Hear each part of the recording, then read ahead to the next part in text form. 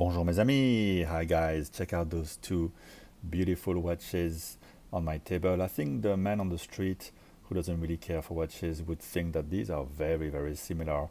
At the same time they are very different. Not quite sure how to call this video. Is it a versus or is it just well, it's just a nice comparison, just a nice look at two super compressor style watches, or super compressor. When people say that these days, they really mean the two crowns, but back in the mid to late 60s, it was just a type of water resistant case within which there was a spring that would compress. The more the water would press on the watch as you go deeper, making it even more water resistance the more you go deeper.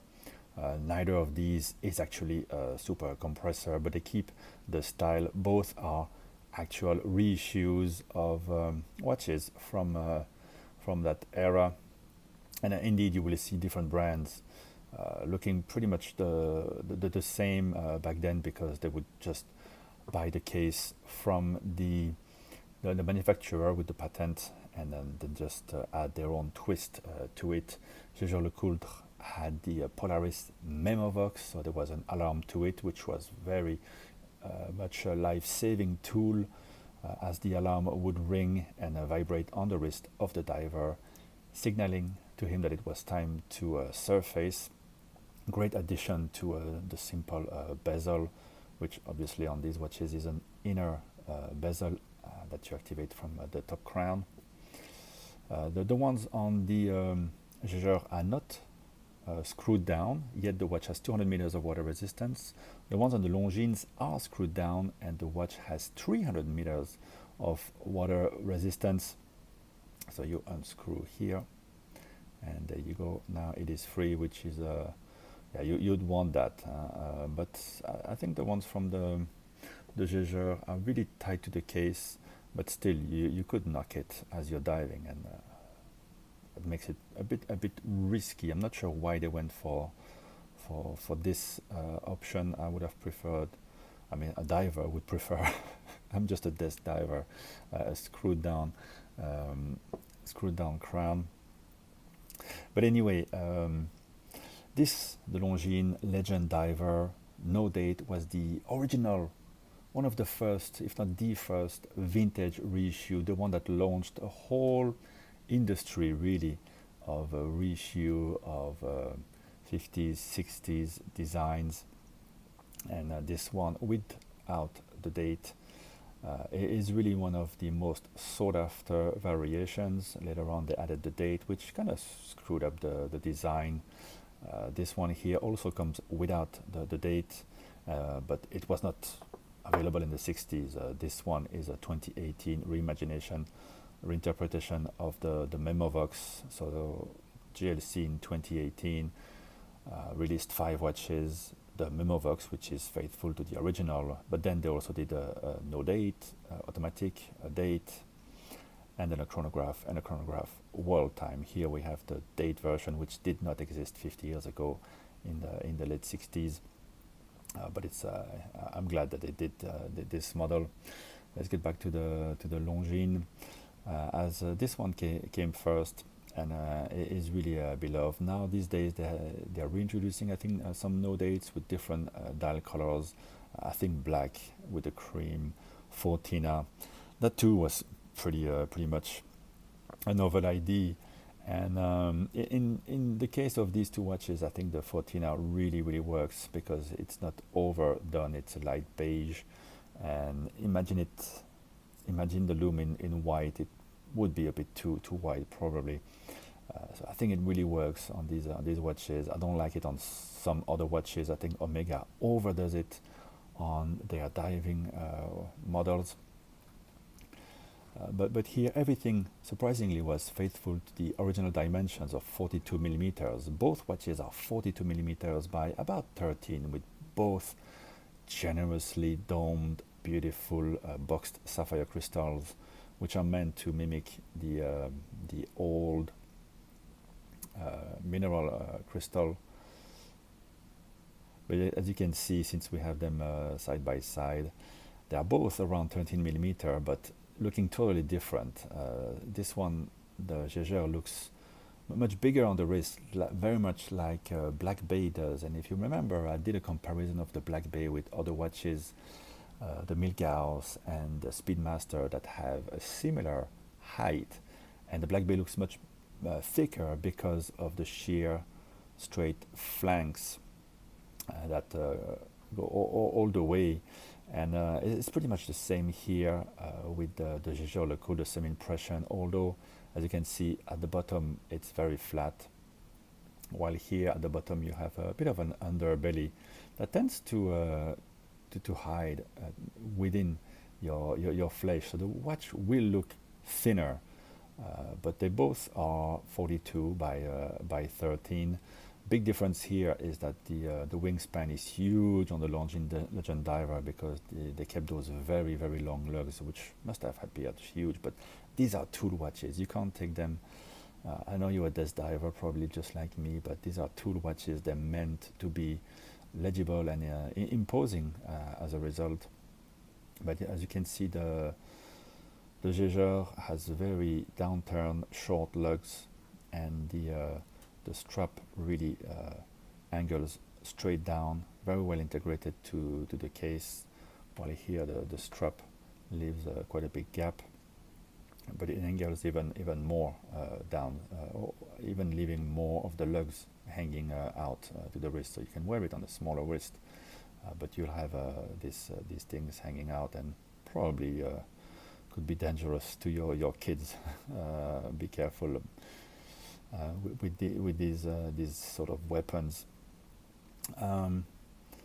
But yeah, how do they wear? This one wears bigger because of those lugs. This is the look on my 17 centimeter wrist. I'll just pull it down. You see, if you're looking at it from close like this, it does overhang. It's fine for me to wear, especially at a distance, but the impression is a bit better on the Jaeger, although from the side it looks like a bigger watch. It's exactly the same height, but this one doesn't overhang. And I always thought, yeah, it looks a bit big, but actually wearing it for a few days, it just feels really at home, and it's a beautiful design. I think both watches are beautiful design, very different price point. The Jaeger here is almost $9,000 retail, US dollar, and the finishing on the dial is really supreme. You can tell it's high-end watchmaking with beautiful finishing there on the inner portions, and applied indices by hand with excellent lume applied to them. The dial looks like it is pushed all the way up to the crystal. It's a great impression that you get, although as you angle it down, you see there's quite a lot of air within the watch. But the look is that the dial is all the way up, so the legibility is just is great, and it's an amazing watch to wear. The finishing is also on a very different level. Look at this beautiful bevel here. Also polished finishing at the bottom and the top. Lovely look to those lugs. The originals would have had similar crowns to this, with a waffle crown, but for the reissues they went for their signature logo. And you of course get a super quality with a hobnail finish strap that integrates perfectly, as I said. Nice and thick here, super supple there, really very comfortable. And that's coming from someone who doesn't really like rubber straps. It's not too long, it's just the right size, with a super high quality double deployant buckle. As you know, GLC, always you get great quality hardware with the watches. Those are friction fit, there's no pushers, and you can easily remove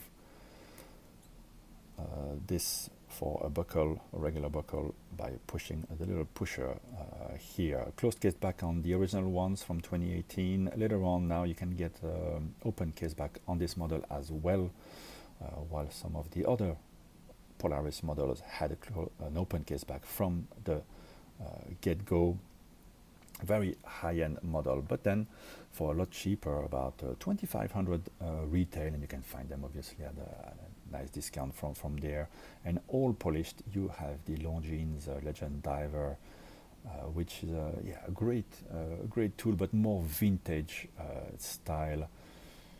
There's not a lot of loom, just a little bars of loom here, and a little bit of loom on the hands. A lot more discreet, but it's a cool look. It's a very vintage style look. I love the distortion there and the font use on the bezel.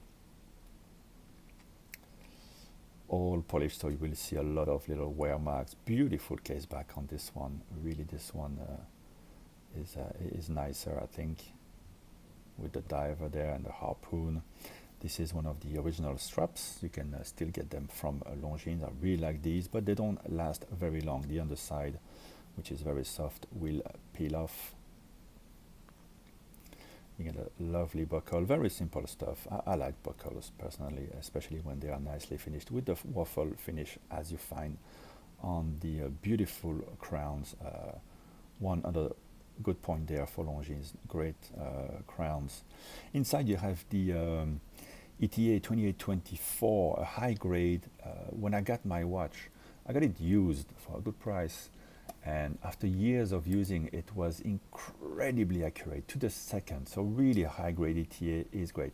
What I don't like is if I unscrew the crown, is the winding is very grimy. I hate those those ETA and the Valjoux as well, very grimy. But apart from that, I had it serviced once, little mainspring problem, and now it came back running a bit faster, but these can be really adjusted very accurately from the factory. And yeah, your ETA, if you wear it quite a lot, it will run you 5 years, and then you have at least 5 years, and then you just have it serviced. It's very economical to service. Probably less economical would be the Jaeger. A little bit more. You have their own caliber, the 899 A1 here. Similar power reserve, only 38 hours here. I think this one probably 38 or 42 for the ETA.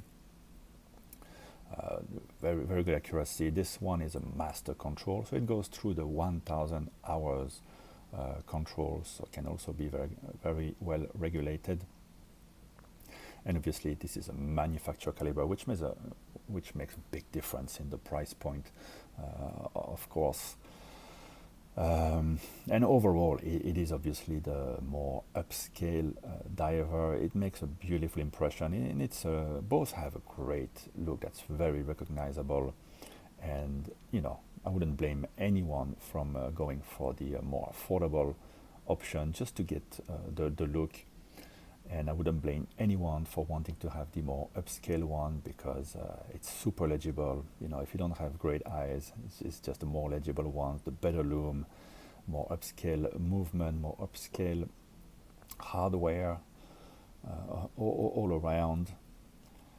But both, really, I don't want to do this as a versus. You can't compare things that come with a different price point, but both have some things that are done better than the other one, and both make a great impression, and I think both are well loved by watch enthusiasts. Which one would I choose? Well, it's not really a question, because of the different price points really depend on your means and what you have in your collection. But this one, I think it's a more reliable long-term tool, but this one still is very well made. It's harder to wear. I will say, to a lot of people, those long lugs is a bit of a deterrent, but from the side it looks a lot thinner, although it isn't. So that's one of the interesting takeaways from this little comparison of the two watches, and I'm looking forward to reading the comments a bit, what you think about those. Would you I mean, these can be picked up for much lower price than the retail now, as low as half retail, which becomes a really interesting proposition, especially since they came out now with the blue version, which is beautiful, and a green version, very fascinating pieces. And of course, you have the ones with the complications.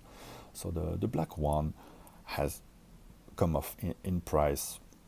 So a great chance to pick up a super quality diver. But yeah, I'm looking forward to hear a bit what you think about these, what you like about each, and which one you would want to have in your collection, or which one you have already in your collection, and maybe you know of other similar type of watches that you think do something better than these two. All right, thank you for watching, and I'll speak to you in the next one. Bye bye.